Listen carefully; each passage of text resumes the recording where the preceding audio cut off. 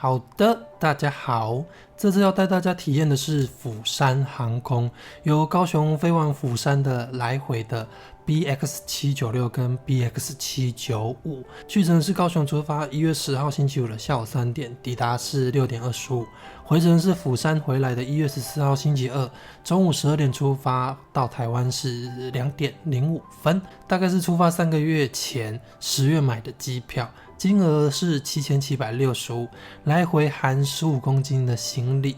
这个票价呢，可以说是几乎跟疫情前一样啊。虽然行李只有15公斤，但是算是还蛮不错的。不过也有可能是因为韩国比较近一点，所以票价相对的比较便宜一点。然后后来我回程的时候，有在加购 Bundle 的 Smart Plus 方案，多花了1175升级行李的23公斤跟可以选位。本来是为了行李买的，但是因为单买行李跟这个 Smart Plus 的方案只差100-200块，所以就直接选了这个方案了。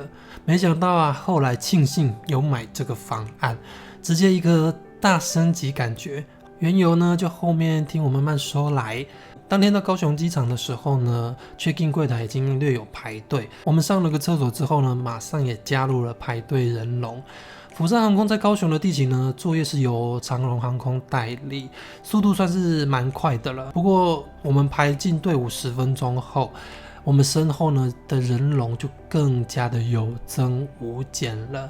真的是劝大家没事可以早一点来排，早早的报到完呢，还可以轻松吃个中餐等飞机。这次呢，我带了一个25寸的行李箱，塞了大概半满。约是 11.4 公斤，没有超过限额的15公斤 safe。 报道完呢，我们就速速到抵达城的全家去补充了一下中餐，补充了一下热量，我们就很快的通关了。让我们稍微欣赏一下隔壁棚的乐桃跟华航。华航没有多久前有搭过，可以看右上角。乐桃呢，很久以前搭过，我真的不懂乐桃为什么大家那么爱，因为都一样是廉价航空。很快呢，我们的飞机降落了。釜山航空用的呢是 A321， 就跟各家航空一样，一贯不变的格局走道。不过这次我真的有吓到，去程呢，我们的座位被排在飞机后排，久违的卡脚感真的是吓坏我。因为疫情后呢，我搭联航通常也都是选第一排或者是靠走道的位置，脚呢都还是可以伸展一下。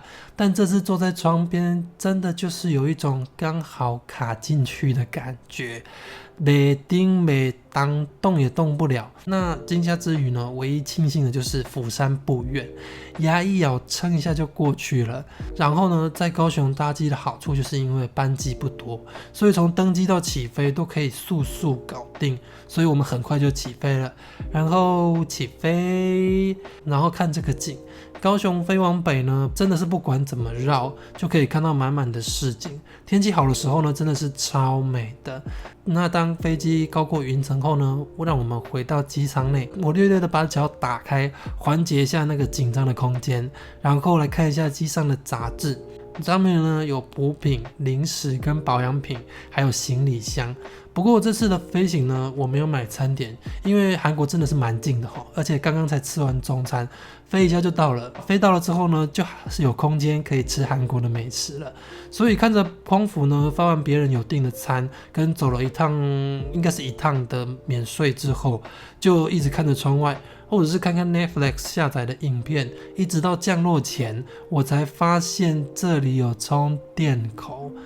不过这一趟飞行算是蛮顺利的啦，没有什么乱流跟颠簸。然后我们就在釜山美丽的夜景下呢，降落了釜山。OK， 让我们速速的转回到回程。回来当天呢，我们有早一点到机场，稍微排了一下退税。如果没有排队呢，大概是10分钟左右。出关前按一下机器，然后你出关以后就可以到一个柜台领现金，算是蛮简单的。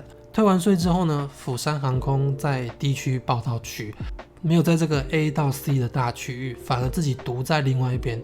D 区这边呢，就是人很少，完全没有人排队，我们就是一排马上就报到，很快就报到完毕了。那我的25寸行李箱呢，就是比来的时候多了11公斤，我塞得很辛苦啊，行李箱它应该也是胀得很辛苦。报到完后呢，我们到2楼的美食街，我补了一碗这趟完全没有吃到的糖醋肉跟炸酱面，然后我们就又速速出关了。出关后的机场免税区呢，很容易逛，因为一路走过去，完全不用转弯，一条街就可以逛完所有的免税店，而且还有便利商店，真的是蛮赞的。我也就是买了一包饼干，等着飞机的时候可以吃。当天呢，我们的飞机有点延迟，但是也没多久，而且大家在登机的速度真的很快。然后这次上机呢，完完全全不一样的体感，因为回程呢，我们有买 Bundle 的 Smart Plus 方案，所以可以选位。但是呢，选位选不了第一排那个腿部空间最大的地方。不过我们选了第2排，我本来以为第2排不会有太多空间，只是可能可以比较早下机而已。没想到啊 ，everybody， 各位观众，你看看这个腿部空间，我真的是翘脚都没有问题了，而且是好像真的没有什么人在买位置。我跟我朋友呢，就一人分一边3个位置，旁边都没有人，超爽。而且起飞之后呢，当天的天气很不错，整个釜山市景呢都可以看得非常的清楚。然后呢，我们就一路向南飞行，那又是一路的看风景、看 Netflix。回程我一样是没有买东西吃，因为在釜山那边已经有吃过东西了。然后回程的飞机呢，在台湾上空几乎就是沿着西部平原上面飞，所以可以一路看得出来，飞过了新竹，然后飞过了好像台中港的地方，以及非常壮丽的嘉南平原。最后呢，由旗津外海进场，降落在高雄机场。滑行时呢，还顺便近距离的欣赏起飞的立荣 ATR。那总结这次的釜山航空，如果是南部的朋友呢，真的大可以不必跑到台北去。虽然时间是晚去5回，不过台北好像也是一样的时间。然后这个出发时间其实是蛮舒服的，可以早上睡到爽，下午再去机场，然后又可以省去台北的交通时间。然后如果无法忍受空间太挤，位置没有什么腿部空间的人的话，真的是可以加购一下位置。就这样，拜拜。